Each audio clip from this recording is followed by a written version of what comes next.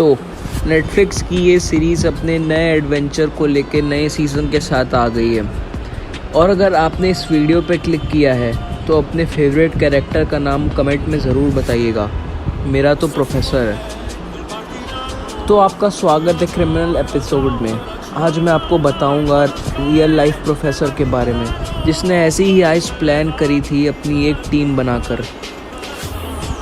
तो इसकी शुरुआत होती है मार्च 2005 में, जब इस रॉबरी का मास्टरमाइंड, जिसका नाम था लुइस फर्नांडो रिबेरो, अपनी एक टीम गैदर करता है, बिल्कुल मनी हाइस्ट के प्रोफेसर की तरह। पर रिबेरो की टीम का साइज़ 25 लोगों का था। और आगे बढ़ने से पहले मैं आपको ये भी बता दूं कि लुइस फर्नांडो रिबेरो की उम्र सिर्फ 26 साल थी। तो इन सभी ने बैंक, जिसका नाम था बैंको सेंट्रल बैंक, में हाइस्ट का प्लान बनाया था। इस हाइस्ट की ऑफिशियल डेट थी 6 अगस्त 2005, जिसकी प्लानिंग और तैयारी इन लोगों ने 3 महीने पहले से ही शुरू कर दी थी।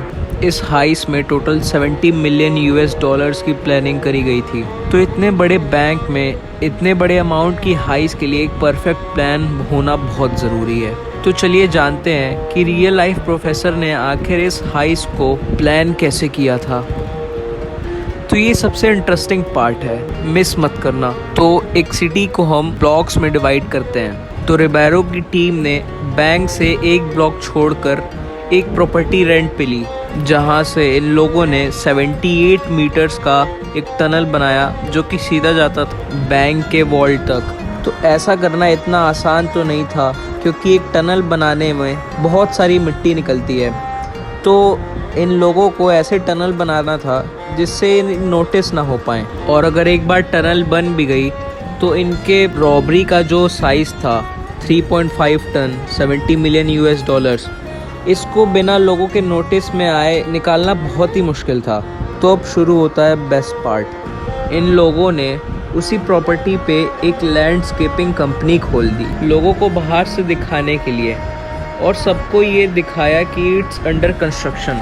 उन्होंने पूरे एक लीगल कंपनी की तरह सेटअप बनाया, यहाँ तक कि उन्होंने कंपनी के नाम पे एक सर्विस वैन भी ले ली और अपने एडवर्टाइजमेंट पैम्पलेट्स भी छपवाए, एक बिल्कुल मास्टरमाइंड प्लानिंग की तरह। इन लोगों ने सबको ये बताया कि प्रॉपर्टी का रेनोवेशन चल रहा है और टनल से जो भी मिट्टी निकलती थी उसे ये एक जगह से दूसरी जगह ट्रांसफ़र करते थे, वो भी बिना किसी के नोटिस में आए, क्योंकि इन्होंने सभी को यही बताया था कि ये रेनोवेशन में चल रहा है, जिसकी वजह से ये सारी मिट्टी हम लेकर जा रहे हैं। तो आपके मन में ये सवाल ज़रूर आ रहा होगा कि इतना बड़ा टनल इन्होंने आखिर बनाया कैसे? भाई 73 मीटर्स का टनल था। तो आपने मनी हाइस्ट में देखा ही होगा कि कैसे प्रोफेसर स्टार्टिंग में ही अपनी टीम को गैदर करता है, जो कि एक स्पेशलिस्ट की टीम होती है। उसी तरह यहाँ पे भी जो हमारे रियल लाइफ प्रोफेसर थे, उन्होंने भी एक स्पेशलिस्ट की टीम ही गैदर करी थी। इस टीम में सभी इंजीनियर्स थे और प्रोफेशनल्स थे।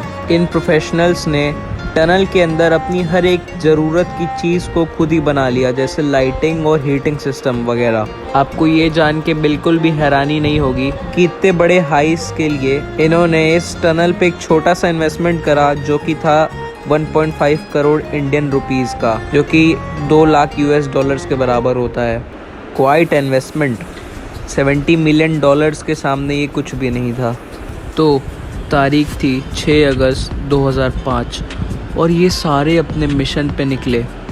जब ये लोग बैंक पहुँचे तो 3.5 फीट के स्टील को इन्होंने काटा और वॉल्ट में घुस गए, और $70 मिलियन, जिसका वेट 3.5 टन्स था, उसे बैंक से इन्होंने निकाल कर टनल के रास्ते अपने वैन में भर लिया और दूसरे लोकेशन पे भी सक्सेसफुली पहुंचा दिया। और किसी को इस बात की एक भनक तक नहीं लगी। अब पूरे 2 दिन के बाद जब बैंक हॉलीडे ख़त्म हुआ, तब मंडे को यहाँ पे सभी लोग आए। देखते हैं कि पूरा वॉल्ट खाली है और 3.5 फीट चौड़ी इनकी स्टील की दीवार भी कटी हुई थी। तो इसका कुछ शक बड़े बैंक ऑफिशियल्स पर भी गया, क्योंकि इतनी बड़ी चोरी हुई और किसी को खबर तक नहीं हुई। पूरी सिटी में ये खबर फैल गई और सभी परेशान हो गए।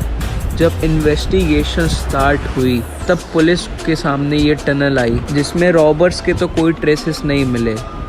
तो आखिर ये चोरी पकड़ी कैसे गई, यही सवाल होगा आपके मन में। तो चलिए मैं आपको बताता हूँ।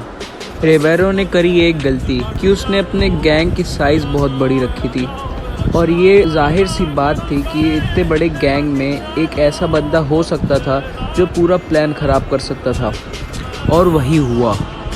गैंग के एक मेंबर ने हाइस्ट के अगले ही दिन से शॉपिंग स्टार्ट कर दी, और शॉपिंग में भी कपड़े और जूते नहीं खरीदे, सीधा 10 गाड़ियाँ खरीद ली और सारी पेमेंट को कैश में करी, जिससे ये गैंग का मेंबर पुलिस की नज़र में आ गया और पकड़ा गया।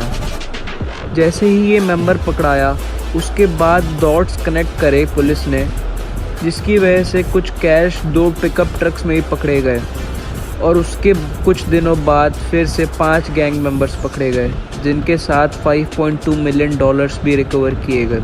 जब आगे और भी डॉट्स कनेक्ट किए गए तो कुछ डॉलर ज़मीन में भी दबाए गए थे, उन्हें भी निकाला गया। पर पुलिस को इस केस में इतनी सक्सेस मिलने के बाद भी सिर्फ $20 मिलियन ही कवर हो पाए थे, और 2 बड़े गैंगस्टर्स पकड़ाए थे। एक का नाम था द बिग बॉस जर्मन और दूसरे का नाम था आर्मेडिलो।